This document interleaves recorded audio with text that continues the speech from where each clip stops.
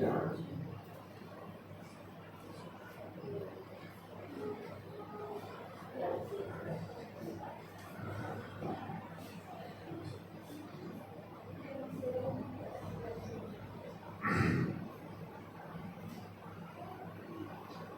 بالله من الشيطان اللعين الرجيم بسم الله الرحمن الرحيم الحمد لله رب العالمين الصلاة والسلام والتحية والإكرام على النبي المكي المدني القرشي الهاشمي الطيب المحمود الأحمد والمصطفى الأمجد مولانا مولى الثقلين جد الحسن والحسين أبي القاسم محمد اللهم صل على محمد وآل محمد وعلى أهل بيته الطيبين الطاهرين المعصومين المظلومين ولعنة الدائمة على أعدائهم أجمعين منها إلى قيام يوم الدين. أما بعد فقد قال رسول الله صلى الله عليه وآله وسلم بسم الله الرحمن الرحيم إني تارك فيكم الثقلين كتاب الله وعترتي وأهل بيتي ما إن تمسكتم بهما لن تزلوا بعدي ولن يفترقا حتى يرد علي الحوض محمد وآل محمد. اللهم صل على محمد وآل محمد. سرکار دو عالم تاجدار مدینہ رحمت للعالمین احمد مصطفیٰ محمد مصطفیٰ صلی اللہ علیہ اللهم صل على محمد وآل محمد. ارشاد گرامی ہے میں تمہارے درمیان کیوں تیرا قدر چیزیں چھوڑ کر جا رہا ہوں. ایک کتاب خدا ہے دوسرے ہمارے اہل بیت ہے. ما ان تمسکتم بہما جب تک تم لوگ ان دونوں سے وابستہ رہو گے گمراہ نہیں ہوگے میرے بعد. اور یہ دونوں بھی ایک دوسرے سے جدا نہیں ہوں گے یہاں تک کہ مجھ سے حوض کوثر بڑا کرنے جائیں. اسی عنوان سے ہماری اور آپ کے درمیان گفتگو ہو رہی ہے اور آج اس گفتگو کا آخری مرحلہ ہے سمجھتا ہوں. تو اور یہ ایام بھی وہ ہیں کہ زیادہ تر باب فضائل میں نہیں جا سکتے، اس لیے دو تین باتوں کی طرف اشارہ کر کے اور مسائل میں چھپا جاؤں گا. ایک میری جو صاحب ہے محمد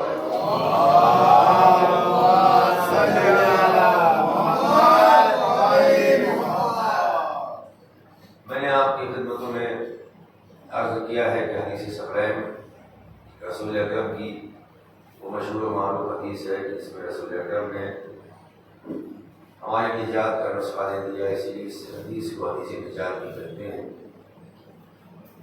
کہ اگر تم یہ چاہتے ہو کہ گمراہی سے بچ جاؤ، اگر تم یہ چاہتے ہو کہ ضلالت سے تم بچ جاؤ، اگر تم چاہتے ہو کہ تم ہدایت یافتہ بن جاؤ تو قرآن اور اہل بیت کے دامن کو تھامے رہنا. گمراہی سے بھی بچ جاؤ گے اور ہدایت بھی پا جاؤ گے.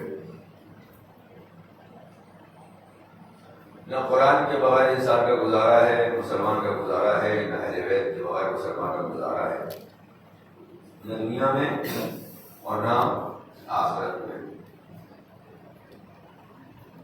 قرآن اور اہل بیت دونوں ہم وزن ہیں، دونوں برابر ہیں. جو قرآن کی عظمت ہے وہی اہل بیت کی عظمت ہے. یوں کہا جائے جو قرآن ثابت کا مرحلہ ہے، منزل ہے، مقام ہے، فضیلت ہے، وہی قرآن ناطق کی مقام، قرآن ناطق کا مقام ہے، منزلت ہے، فضیلت ہے. قرآن ثابت اگر ہدایت ہے تو آئمہ بھی اللہ نے آئمہ کو عادی بنا کر بھیجا ہے. قرآن ثابت اگر لائق احترام ہے تو احترام کے لائق ہے، اہل بیت بھی لائق احترام ہے۔ قرآن باعظمت کتاب ہے، اہل بیت بھی باعظمت افراد ہے۔ قرآن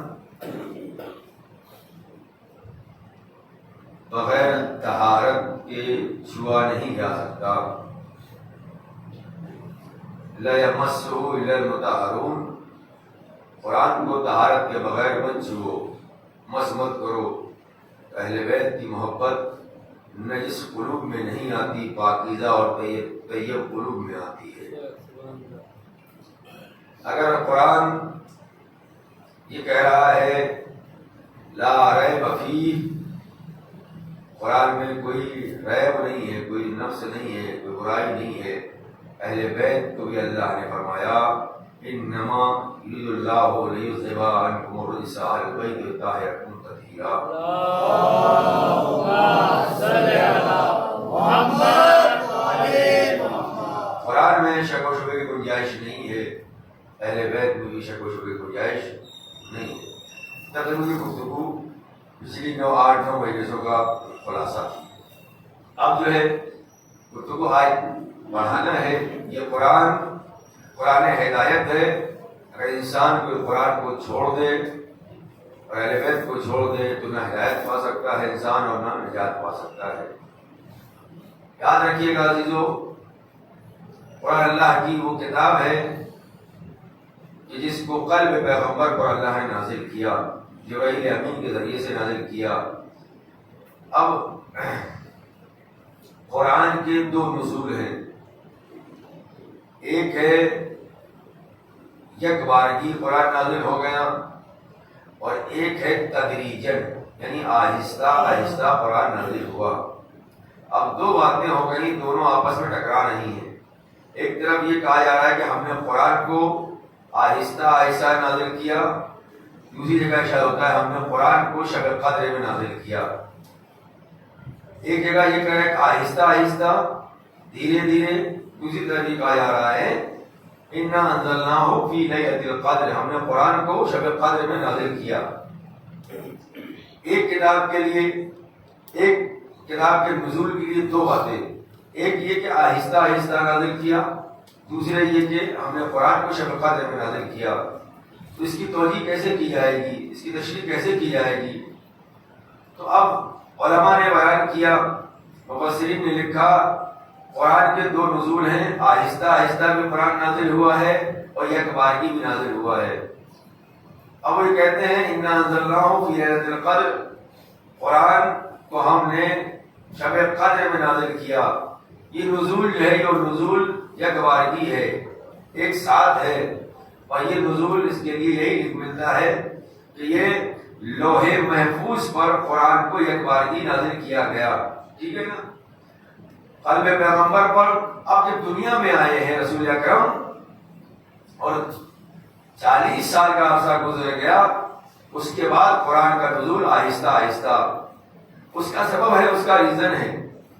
ہوتا یہ ہے کہ آپ اور ہم بینک میں پیسہ جمع کرتے ہیں، ایک مشت بینک میں جمع کر دیا، گھر میں ہمارے سیف نہیں ہے، ہم سفر میں رہتے ہیں، باہر جاتے ہیں، ادھر جانا ہے ادھر جانا ہے، گھر میں خانوادہ ہے اس کو بھی کبھی جانا رہتا ہے، اور آج کل کا جو دور چل رہا ہے بھوکمری کا دور ہے، آج کل کا جو دور چل رہا ہے ہر آدمی پریشان ہے، حیران و پریشان ہے، کاروبار کے سلسلے سے ٹوٹا ہوا ہے، جس کے کاروبار تھے وہ سب برباد ہو گئے ہیں، یہ سب ساری منزل ہیں۔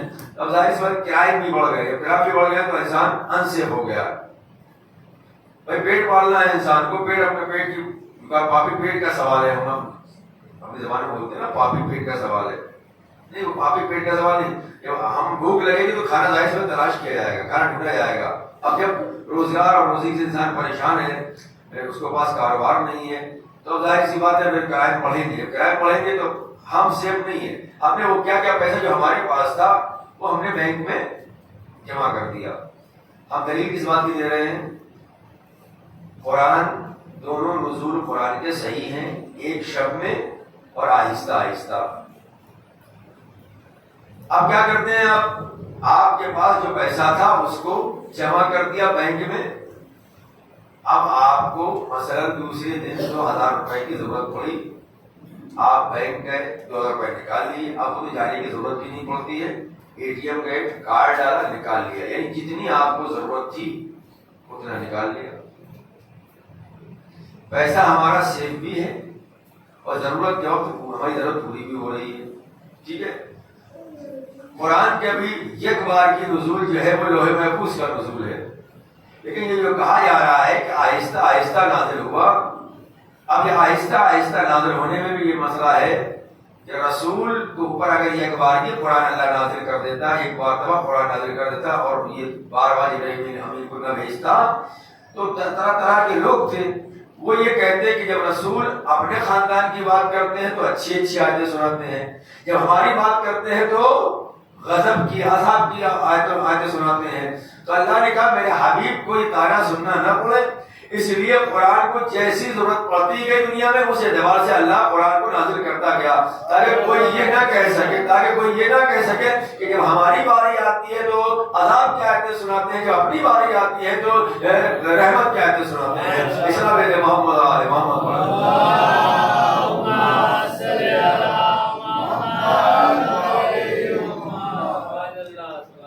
یہ قرآن کریم یاد رکھیے گا، اگر اہل بیت کی محبت نہیں ہے، اہل بیت کی محبت نہیں ہے تو انسان کو قرآن بھی فائدہ نہیں پہنچاتا۔ اب ایک چھوٹا سا واقعہ عرض کروں گا، محمد علیہ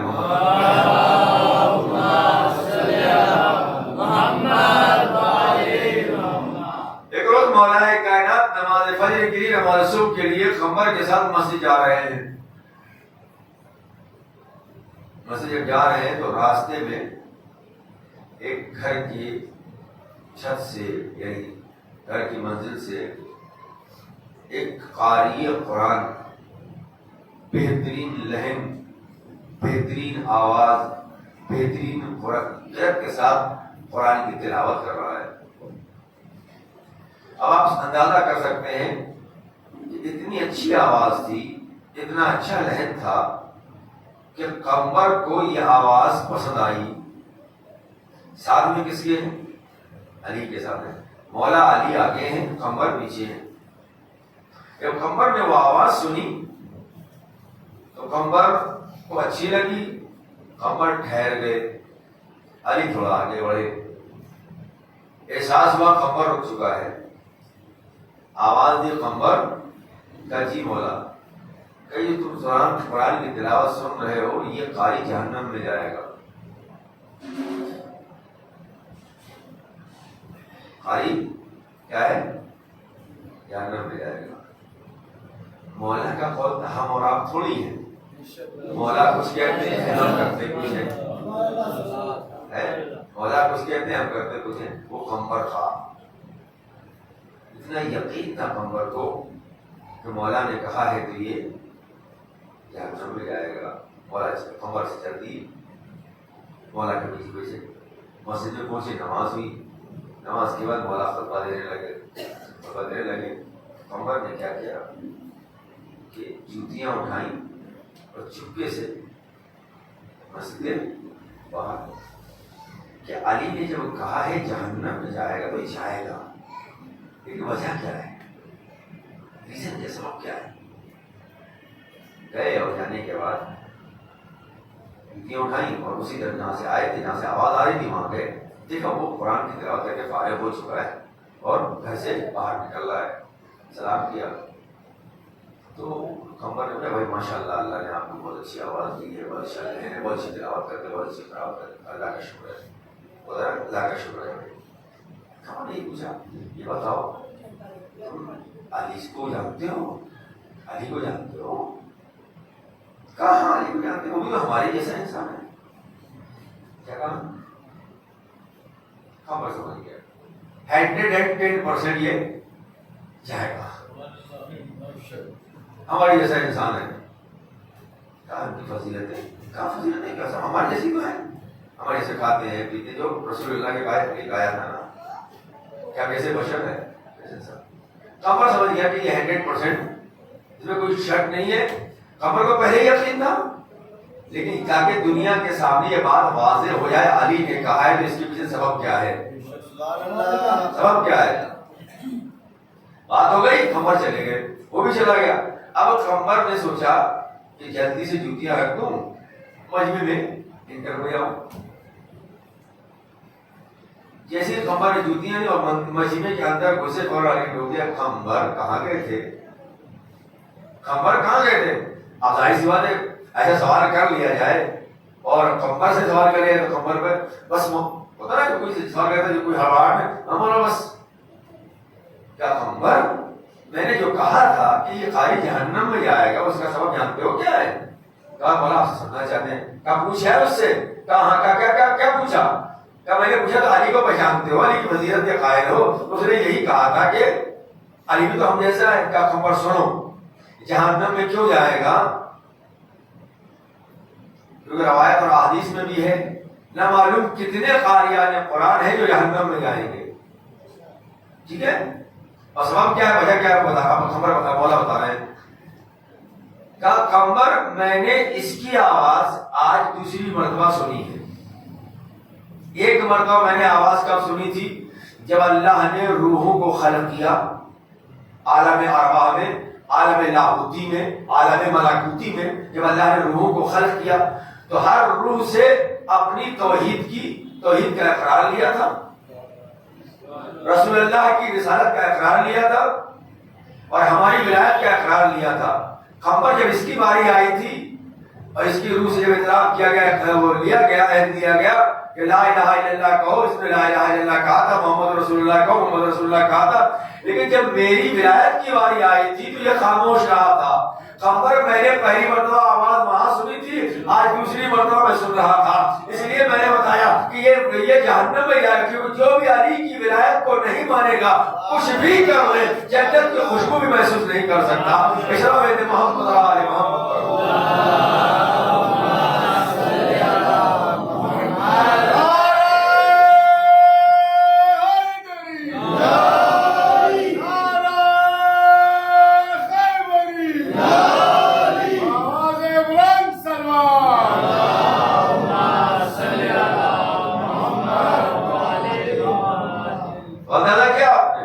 یعنی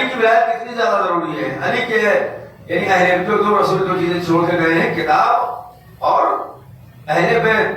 کتاب بھی ضروری ہے اور اہل بیت سے محبت بھی ضروری ہے، اہل بیت سے محبت بھی ضروری ہے۔ قل لا اسألکم علیہ اجرا الا المودۃ فی القربیٰ، رسول سے کہہ دو کہ ہمیں اجر رسالت کچھ بھی نہیں چاہیے مگر یہ کہ ہمارے اہل بیت سے، ہمارے قرابت داروں سے محبت کریں۔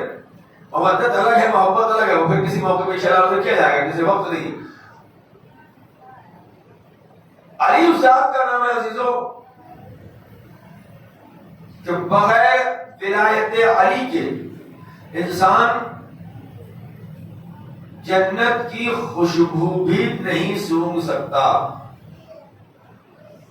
جنت کی خوشبو بھی محسوس نہیں کر سکتا، جنت کی خوشبو بھی اس کے مشام تک نہیں آ سکتی، کیونکہ علی علی ہے۔ جب رسول اللہ کی تبلیغ یعنی 63 سالہ زندگی، آپ لوگ صلوات پڑھتے ہوئے تھوڑا سا آگے چلے آئیے، بیچ جگہ ہے تو لوگ بیٹھ جائیں، تھوڑا سا آگے چلے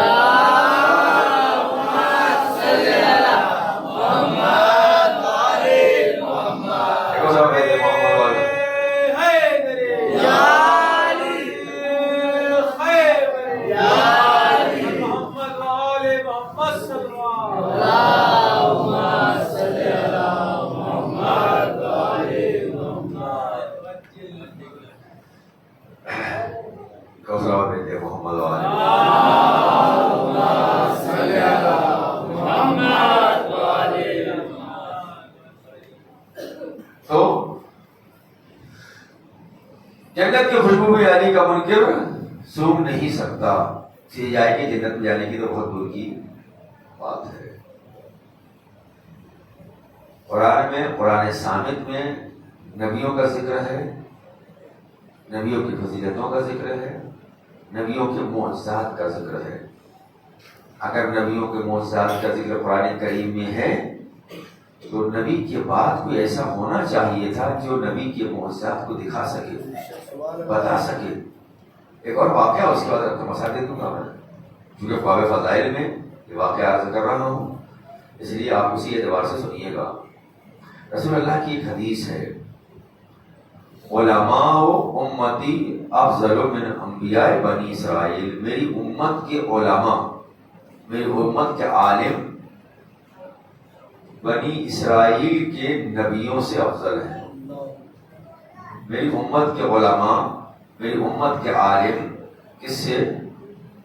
افضل من انبیاء بنی اسرائیل، بنی اسرائیل کے نبیوں سے افضل ہے۔ بنی اسرائیل کون سے نبی ہیں؟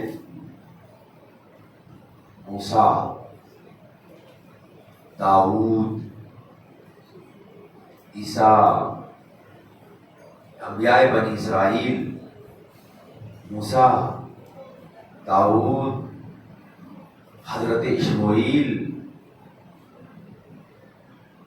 سلیمان، کون ہیں؟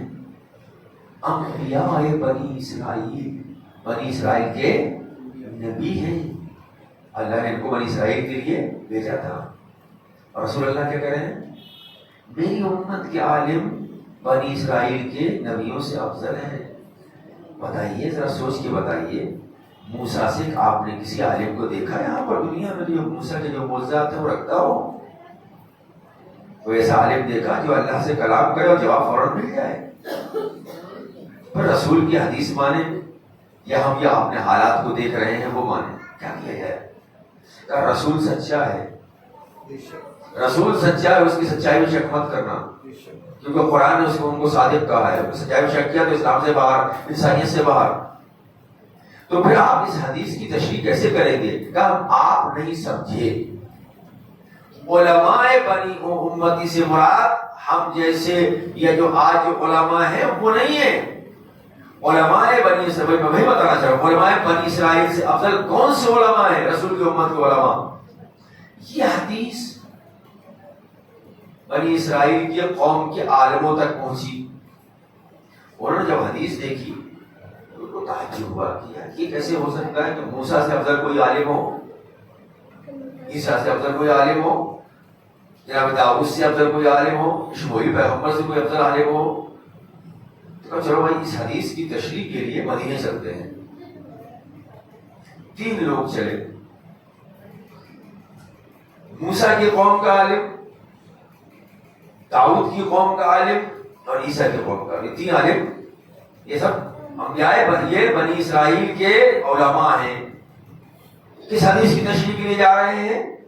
علماء امتی افضل من انبیاء بنی، ہماری امت کے علماء، رسول فرماتے ہیں ہماری امت کے علماء بنی اسرائیل کے نبیوں سے افضل ہے۔ اس حدیث کی تشریح کے لیے کہاں چلے؟ مدینے۔ جب مدینے پہنچے تو ہمارے رسول اکرم کی وفات ہو چکی، ان کی جگہ پہ کوئی صاحب تشریف فرمائے۔ پہنچے دربار میں، کہا جناب میں عیسیٰ کی قوم کا عالم ہوں، یہ موسیٰ کی قوم کے عالم ہے، یہ داؤد کی قوم کے عالم ہے۔ کہا میں نے یہ حدیث سنی ہے، میں اس حدیث کی تشریح چاہتا ہوں، یہ صحیح ہے یا نہیں ہے؟ تو انہوں نے جو بیٹھے ہوئے تھے رسول کی جگہ پہ، انہوں نے کہا ہاں یہ حدیث تو صحیح ہے۔ کہا میں اس کا ثبوت چاہتا ہوں کہ حدیث صحیح ہے۔ کہا تو آپ کیا چاہتے ہیں؟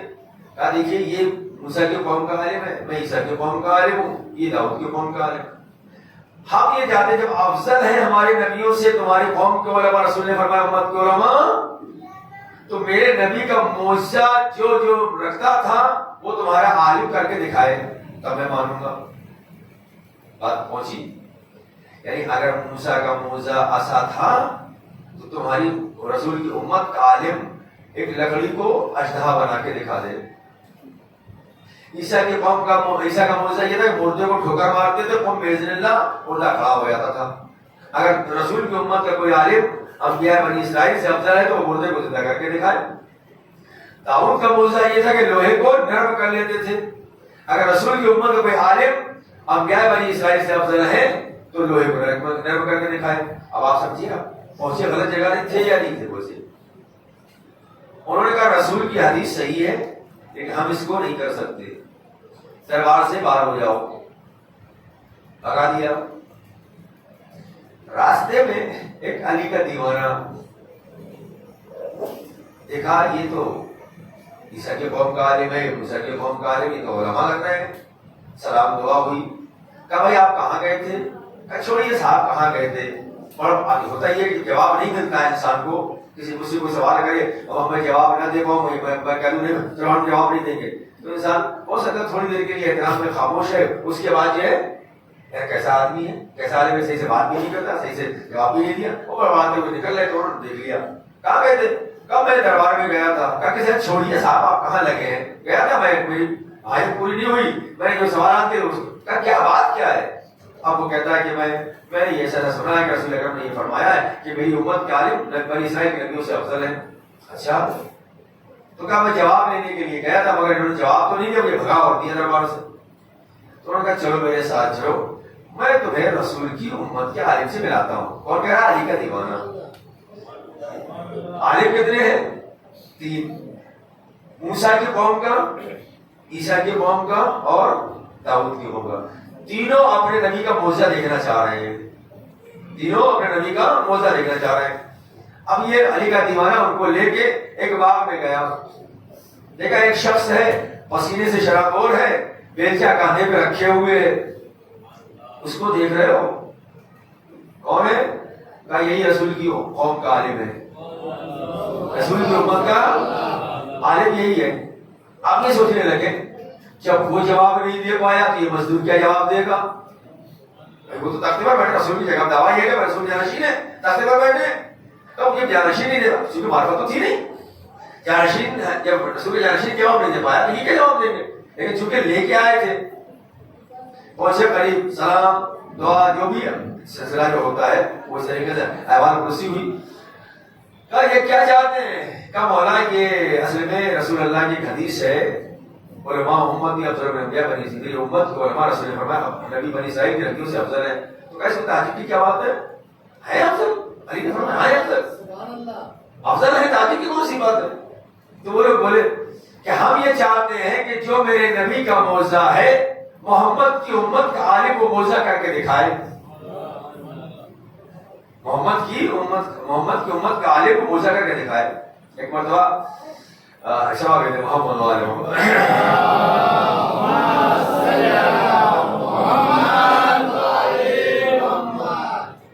موسیٰ کی قوم سے قوم کے عالم سے علی مخاطب ہوئے. کہا تیرے نبی کا معجزہ کیا ہے؟ کہا میرے نبی کا معجزہ یہ ہے کہ وہ عصا کو پھینکتا تھا، اشدہا بن جاتا تھا. علی کے ہاتھ میں بیلچہ تھا، بیلچہ پھینک دیا، وہ عصا اشدہا بن گیا.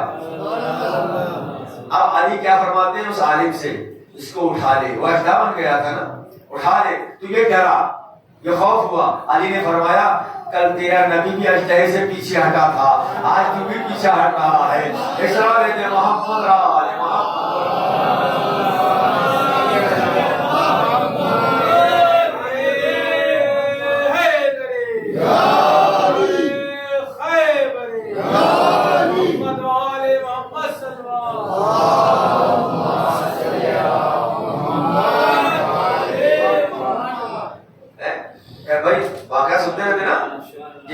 موسیٰ سے کہا اٹھاؤ، موسیٰ جھٹکے، تھوڑا جھٹکے ہیں کہ کیا ہوگا؟ کہ تیرا نبی بھی کل پیچھے ہٹ رہا، تو بھی پیچھے ہٹ رہا ہے. ہو گیا، ایک معجزہ دکھا دیا. یہ ہے رسول کی امت کا عالم، یہ ہے رسول کی امت کا عالم. اب کس سے مخاطب ہو؟ داؤد کی قوم کے عالم سے. تیرے نبی کا معجزہ کیا تھا؟ وہ کہتا میرا نبی جو ہے وہ لوہے کو لیتا تھا، ہاتھ تو نرم ہو جاتا تھا، اس سے بہت ساری چیزیں بنتی تھی، بنا لیا کرتے تھے. ایسا ٹھیک ہے. بس علی کے ہاتھ میں کیا تھا؟ بیلچہ تھا، اس سے کھدائی کرتے، کدال تھی، بیلچہ جو بھی تھا، اس کو ایک طرف علی نے پکڑا، دوسری طرف اس کو پکڑا دیا. کہا جہاں تک تیرا دل چاہے وہاں تک چلا جا. میں فضائل پڑھ رہا ہوں، قبرستان میں بھی نہیں پڑھ رہا ہوں. سوال ہے محمد والے محمد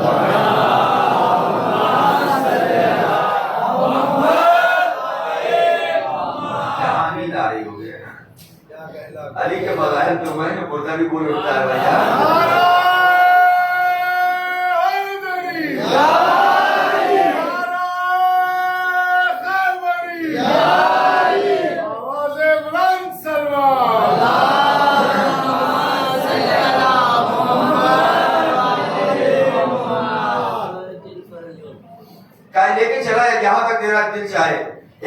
علی بیچا پکڑے ہوئے، ایک طرف سے وہ چلتا چلا جا رہا.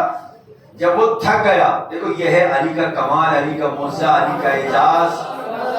وہ جب تک یوسف جناب داؤد چاہتے تھے کہ ایک لمٹ تھی اس کے پھیلنے کی، ایک لمٹ تھی اس کے موم ہونے کی. یہ علی کا کمال ہے. اس سے کہا تو لے کے چلایا جہاں تک جائے، وہاں تک کیا تیری ہمت ہو وہاں تک چلا. ادھر علی پکڑے ہیں، لوہا نرم ہوتا چلا جا رہا ہے، نرم ہوتا چلا جا رہا ہے، نرم ہوتا چلا جا رہا ہے.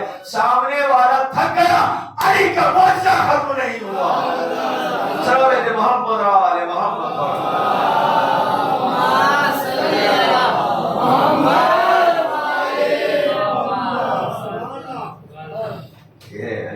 یہ ہے رسول کی امت کا. اب باری کس کی ہے؟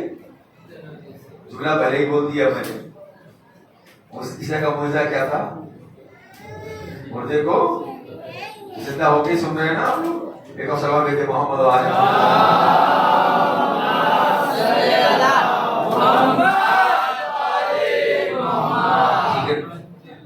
عیسیٰ کی قوم کا مخاطب ہوئے اس کے خالق کی طرف.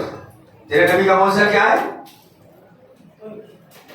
تیرے نبی کا معجزہ کیا ہے؟ کہا میرا نبی کا معجزہ یہ ہے کہ وہ مردوں کو ٹھوکر مارتا تھا اور مردہ کہتے تھے قم باذن اللہ، اللہ کے حکم سے زندہ ہو جا، چل میرے ساتھ. تو کو جواب مل چکا نا. ایسے میں کیا ہوتا ہے، اب کئی لوگ ہوتے ہیں کسی ایک کا جواب صحیح مل جاتا ہے، دوسرا خود بخود کام ہو جاتا ہے. دو کا مل گیا، تیسرا اب 2 مرتبہ تو کھا چکی نا مکھی، اب تیسرا جو ہے وہ تھوڑا سا ہچکچایا کہ اب کیا ہونے والا ہے. اور 2 کی تو حالت ویسے بھی ہو چکی کہ ہاں یار میں کچھ اور سمجھ رہا تھا، یہاں تو معاملہ کچھ اور ہے. کہ چلو میرے ساتھ. اب یہ تینوں علی اور چاہنے والا کہاں پہنچے؟ کیا کہا تھا میرے نبی کا معجزہ یہ ہے کہ مردے کو زندہ کرتے تھے. قبرستان پہنچے، قبرستان پہنچے. یہ 3 عالم علی اور چاہنے والا قبرستان پہنچے. تیرے نبی کا معجزہ کا مردے کو زندہ کرنا. کا ایک بات بتا، اس قبرستان میں ایک کو زندہ کرنا ہے یا سب کو؟ ایک کو زندہ کرنا ہے یا سب کو؟ اب ظاہر سی بات 2 تو کھا چکے تھے نا مکی، اب وہ بس ایک چلے گا، کافی ہے ہوتا. اچھا وہ تو قبر دکھ رہی ہے، جا کے بولتے علی کا غلام، اے صاحب قبر، علی کا غلام تجھے حکم دے رہا ہے تو اٹھ جا. یہ نہیں کہہ رہا ہے کہ علی کہہ رہا ہے، یہ نہیں کہا علی کہہ رہا، علی کا غلام یہ حکم دے رہا ہے، حکم دے رہا ہے صاحب قبر اٹھ جا. اب اس نے جیسے ہی کہا صاحب قبر میں کفن توڑ گیا، علی کے قدموں میں آگے گیا. مولا کیا بات ہے؟ کہا اس کو معجزہ دکھانا تھا. کہا وہ بدبخت جو 2 معجزے دیکھ کے آیا اس کے بعد بھی یقین نہیں کر رہا ہے. تو محمد علی محمد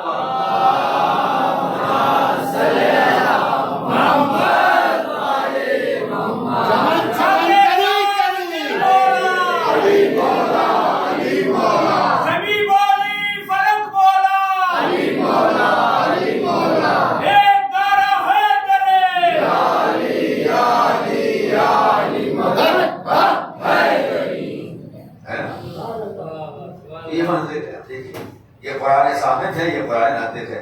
اب یہ بتائیے ہم جیسے اگر دعویٰ کریں کہ رسول کی امت کے عالم ہیں تو یہ تو کسی بھی روح سے صحیح نہیں ہے نا. اب ذرا سوچئے علی کی ذات کیا ذات ہے. اب میں ایک جملہ اور کہہ دوں یہاں پر باب فضائل میں، اتنے کمالات رکھنے کے باوجود علی نے خاموش زندگی گزار دی. اس کا سبب تھا، ریزن تھا.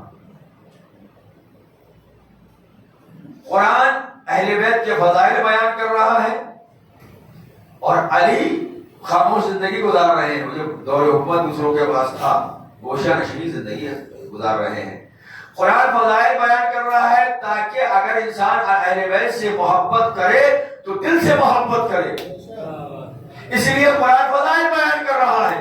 علی خاموش اس لیے ہے تاکہ ان کے ظلم دنیا کے سامنے جہاں چلے جائیں، اور اگر کوئی ان سے نفرت کرے تو زبانی نہ کرے، دل سے نفرت کرے. تاکہ تولا کی بات بھی انجام پا جائے، تبرع کی بات بھی انجام پا جائے۔ اسلام میں یہ دو بنیادی چیزیں ہیں عزیز، تولا اور تبرع۔ تولا سے مطلب ہے اہل بیت سے دل سے محبت کی جائے، تبرع کا مطلب یہ دشمنان اہل بیت سے دل سے نفرت کی جائے۔ عزیزو یاد رکھیے گا، اب یہ تبرع کا مطلب یہ تھوڑی نہ ہوتا ہے کہ آپ ممبروں پہ آئیں کوئی بھی بکنے لگے، لوگوں کے سامنے جائے کوئی بھی کہنے لگے، نہیں۔ اہل بیت نے طریقہ بتایا ہے کہ آپ دل سے نفرت کرو گے، آپ زبان سے کتنی مرتبہ کہو گے کسی کو برا، لیکن دل میں کسی کو برا سمجھ لیا ہو، وہ ہے برا، تو اٹھتے بیٹھتے سوتے جاگتے ہم اس سے لعنتی نکلے گی، ہے نا؟ یہ منزل ہے۔ بس میں بابل خدا نے یہاں تک لے کر، یہ کون سا علی ہے؟ یہ اس گھرانے کا سب سے بڑا علی ہے، اس گھرانے کا سب سے بڑا علی ہے، کہ وہ علی ہے کہ جو صرف زمینوں پہ رزق تقسیم نہیں کرتا، آسمانوں میں رزق تقسیم کرتا ہے۔ روایات ہیں، واقعات ہیں، کتابوں میں موجود ہیں، آپ پڑھیے، پھر کبھی انشاءاللہ کوئی ایسا وہ موقع ہوا تو مولا کائنات کے معجزات، مولا کائنات کے کمالات، وہ اس کو کسی وقت دی جائے گی۔ تو سب سے بڑا علی اس گھرانے کا سب سے بڑا علی ہے، جو صرف زمین تک محدود نہیں ہے، کائنات کے ذرے ذرے پر علی کی حکومت ہے، سب سے بڑا علی ہے، رزق تقسیم کر رہا ہے۔ اس گھرانے کے سب سے چھوٹے علی کا کمال یہ ہے کہ پوری دنیا کو رزق بھی دے رہا ہے، کھانا بھی دے رہا ہے، پانی بھی دے رہا ہے۔ میں نے شاید کسی نے عرض کیا تھا، اور اگر میں عرض نہیں کیا تو سن لیجیے، اور عرض کر چکا ہوں تو باب مسائل میں اس کو مرتبط بھی کر دوں گا۔ سب سے بڑا علی، سب سے بڑے علی کو دنیا کیا سمجھے گی؟ ایک سب سے چھوٹے علی، علی اصغر کو دنیا نہیں سمجھ سکی۔ جب جناب علی اصغر کے گلے پہ تیر لگا، اب میں تھوڑے سے فضائل کے گوشے ہیں، وہ میں ایک گوشہ ہے میں عرض کروں گا، اس کے بعد یہیں سے مسائل کر دوں گا۔ گلے پہ تیر لگا، حسین بن علی نے خون کو چپلو میں لیا، آسمان سے پوچھا تجھے منظور ہے، تجھے قبول ہے، میں تیرے حوالے کر دوں۔ آسمان نے کہا کہ اگر ایک قطرہ بھی اس بوجھ ناحق کا آسمان کی طرف آیا تو قیامت تک بارش۔ زمین سے پوچھا، زمین نے بھی یہی جواب دیا، اگر ایک قطرہ بھی زمین پر آیا تو قیامت تک دانا نہیں ہوگا۔ اور مجھے بتائیں، اگر حسین اس خون کو زمین کے حوالے کرتے کیا کوئی زمین پر کوئی دانا اٹھتا؟ آسمان کے حوالے کرتے کیا بارش ہوتی؟ پانی اور کھانا، یہی وہ دو بنیادی چیزیں جن کی بنیاد پر انسان زندہ ہے۔ اگر حسین زمین کے حوالے کرتے تو اس کا مطلب یہ ہے آج جو انسان کھا رہا ہے، آج جو انسان پانی پی رہا ہے، یہ اس گھرانے کے سب سے چھوٹے علی کا صدقہ ہے۔ ذرا سوچو، جب اس گھرانے کا سب سے چھوٹا علی دنیا کو پال سکتا ہے، تو اگر اس گھرانے کا سب سے بڑا علی اور فرشتوں آسمانوں میں رزق تقسیم کرے، عجیب کی بات نہیں ہے۔ عزیزو، آج 6 مہینے کے اصغر کے ننھے مجاہد کے مسائل پڑھ رہا ہے۔ یہ وہ مجاہد ہے عزیزو کہ اگر دیکھیے، میں ایک چیز اور تفصیلاتی گفتگو کرنا چاہتا ہوں، تفصیلاتی بات کرنا چاہتا ہوں، اور جو ہمارے سامنے کی بات ہے، آپ کو کسی عدالت میں کوئی مقدمہ دائر ہوتا ہے، 1 page 2 page 3 page 4 page 10 page, اب تو سینکڑوں کے تعداد پیج مقدمے کی فائل بنتی ہے۔ پوری فائل بنا دی آپ نے، وہ قابل اعتبار نہیں ہوتی جب تک کہ اس پر مہر نہیں ہوتی، اور پورے کاغذ پر کاغذ بڑا ہوتا ہے، مہر چھوٹی ہوتی ہے۔ اب آپ سمجھے اصغر کی قربانی کی اہمیت کیا ہے، اصغر کی شہادت کی اہمیت کیا ہے۔ مقدمہ کربلا ادھورا رہتا اگر علی اصغر چونکہ مہر کا سب سے چھوٹے تھے، حسین نے علی اصغر کو بعنوان مہر عزیز ہو، تاکہ مظلومیت علی اصغر آپ دیکھیں، اگر کوئی ویسے کربلا کہ اس میں منظر پر نہیں ہوتا، لیکن علی اصغر کی جب شہادت ہوتی ہے تو ضرور انسان ہوتا ہے کہ کیا کرتا ہے، سوچنے پر مجبور ہو جاتا ہے کہ 6 مہینے کا بچہ، 6 مہینے کا بچہ، اور اس میں سے کر دیا جائے۔ آئیے چلتے ہیں کربلا. شب عاشور ہے. اور ایک بات سن لیں، جناب علی اصغر کی شہادت وہ شہادت ہے کہ جہاں پر ہمارا اور آپ کا صابر امام بھی اصغر کی شہادت پر ایک مرتبہ رک جاتا ہے، ٹھہر جاتا ہے، اور یہ سوچتا ہے کہ اصغر کی میت کو خیمے میں لے کے جاؤں یا نہیں جاؤں. بھائیو آپ عمل عاشورہ کرتے ہیں، کل عمل انجام دیں گے، آگے جاتے ہیں، پھر پیچھے ہٹتے ہیں، انا للہ و انا الیہ راجعون کہتے ہیں نا. یہ فکر حسین نے کہے تھے کب اصغر کو لے کے جا رہے تھے، انا للہ و انا الیہ راجعون رضا میں قضائی و تسلیما لامرہ. چند مرتبہ آگے بڑھے، چند مرتبہ پیچھے ہٹے. یہ کون کرا ہے؟ موسیٰ علیہ السلام. انشاءاللہ مصاب ہوگے، گریہ کرو گے. آج تمہیں رباب کو پرسہ دینا ہے. کون رباب کا؟ جس کی گود میں 2 بچے تھے، 2 امانتیں تھیں. ایک کو کربلا میں شہید ہو گیا، ایک دوسرا جو ہے زندان شام میں بچی زندان شام کو آباد کر لیا. 2 بچے تھے، رباب کی گود خالی ہو گئی. بس میں نے مذاہب شروع کر دی. شب عاشور ہے عزیزو، شب عاشور ہے. حسین اصحاب کے درمیان بیٹھے ہوئے گفتگو کر رہے ہیں. ایک مرتبہ خیمے سے رونے کی آواز آئی. حسین اصحاب کے درمیان سے اٹھے، خیمے میں گئے، دیکھا رباب اصغر کے جھولے کے پاس بیٹھی ہوئی رو رہی ہے، گریہ کر رہی ہے. حسین نے پوچھا رباب کیوں رو رہی ہو؟ کہا آقا مولا، میرے والی و وارث اصغر دنیا سے چلا گیا. انشاءاللہ میں صاحب ہو کے گریہ کرو. کیا فرمایا؟ اصغر دنیا سے چلا گیا. کہا رباب تمہیں کیسے معلوم اصغر دنیا سے چلا گیا؟ کہا آقا 7 محرم سے پانی بند ہے، اصغر بے جان ہے، اصغر بے جان ہے. لیکن جب میں اصغر کو آواز دیتی تھی، اب اصغر آنکھیں کھول دیتا تھا، مگر اب میں آواز دے رہی ہوں اصغر آنکھیں بھی نہیں کھولتا. حسین فرماتے نہیں رباب اصغر مرا نہیں ہے، دنیا سے نہیں گیا ہے. ارے کل روز عاشور اصغر کی قربانی بھی پیش ہونا ہے. آپ نے سن لیا نا اصغر کتنا پیاسا تھا عزیزوں، کتنا پیاسا تھا کہ اصغر کی آنکھیں کھلنا اور بند ہونا بند ہو گئی تھی. جب کوئی نہ بچا حسین مقتل میں پہنچے، آواز دی حل من ناصر ینصرنا، حل من مغیث یغیثنا. ہے کوئی جو ہماری مدد کرے، ہے کوئی جو ہماری نصرت کرے. یہ آواز استغاثہ حسین نے بلند کی.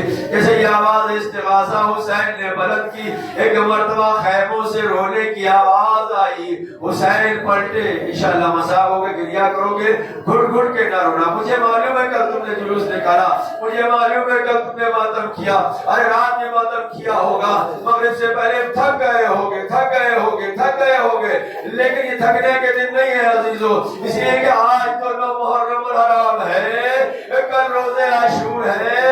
ارے آپ کو فرصہ دینا ہے جو ہمارے لیے 10 دن مہمان تھے ہمارے.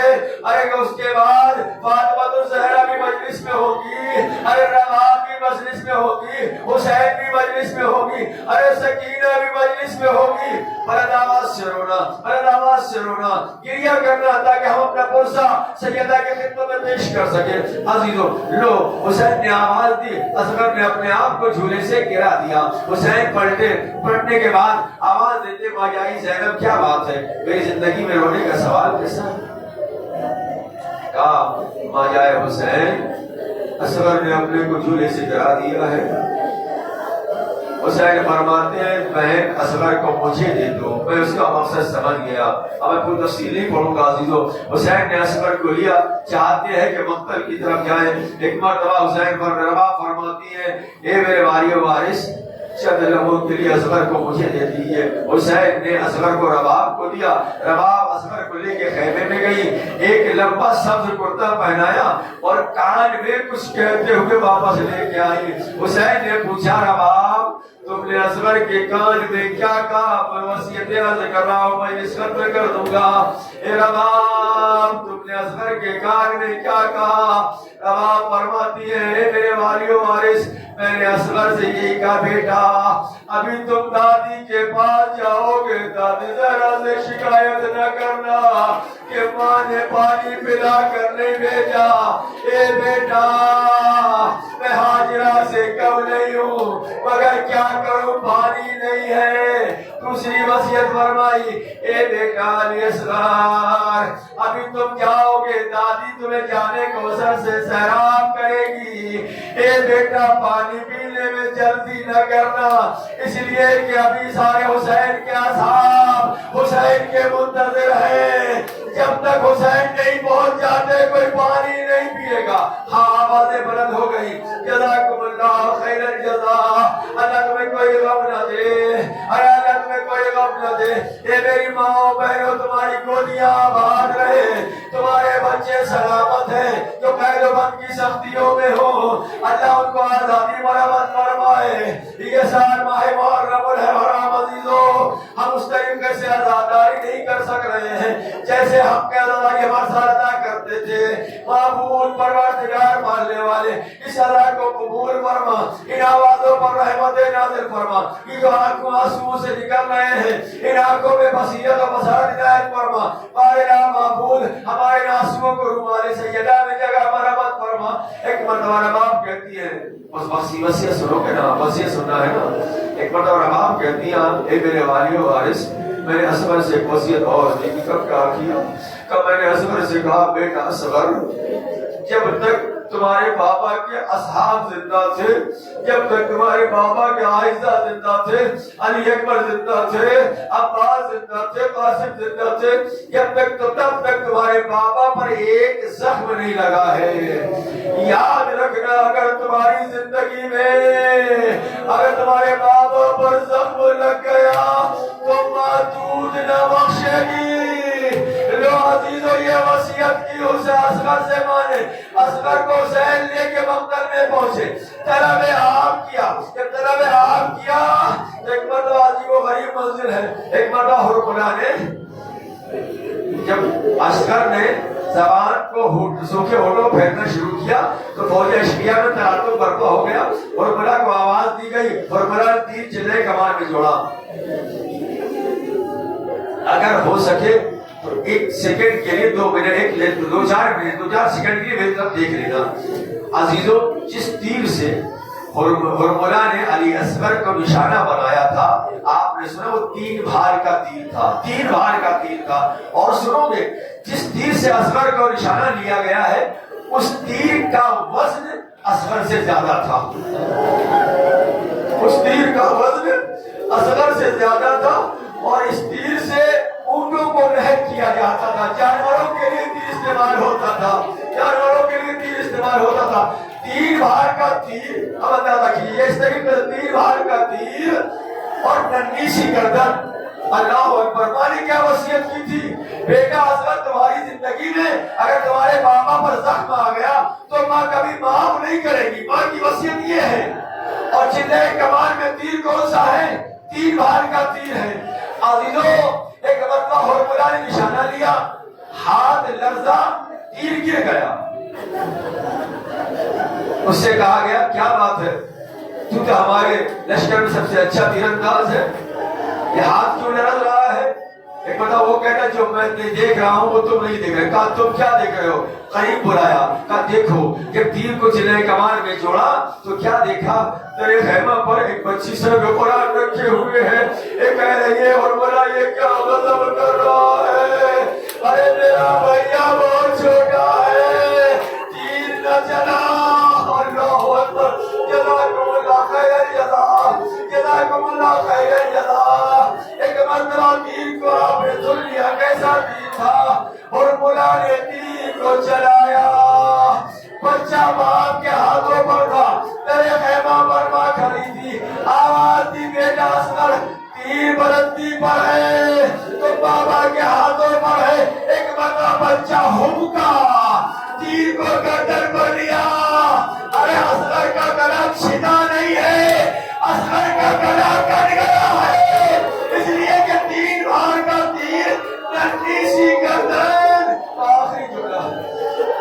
सी गर्दन, 3 भाल का तीर, लंबी सी गर्दन, 3 भाल का तीर। अल्लाह तुम्हारी आवाज़ों पर रहमत नाज़िल करे। रवान को तुमने खुश कर दिया, हुसैन को तुमने खुश कर दिया। अल्लाह इन आवाज़ों पर रहमत नाज़िल फरमाए। अल्लाह जज़ाकुमुल्लाह खैरा। अज़ीज़ों, एक मर्तबा जैसे रवान ने ये कहा, असगर होके तीर को गर्दन पड़ लिया। अब वो तीर, गर्दन छोटी थी ना, तीर बड़ा था ना, गर्दन छोटी थी ना, तीर बड़ा था ना, तीर गर्दन को काटता हुआ हुसैन के बाजू में बेबस हो गया। कैसे हुसैन के बाजू